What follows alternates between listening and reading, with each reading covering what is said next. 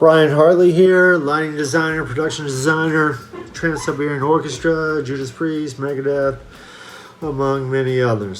So, my marching story is 2003. I was with this band called Live. We were opening up for Bon Jovi, and the sales rep ended up getting in touch with me because I was using studio colors and studio spots, and those were kind of running its course. So I had switched over to Mac 2K washes and Mac 2K profiles, and the sales rep, whose name is Mark Ravenhill, who is another amazing friend still to this day, and he's done a lot for me too as well.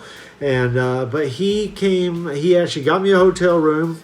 I got to this city. I forgot where it was. It was in Copenhagen, or somewhere around Copenhagen.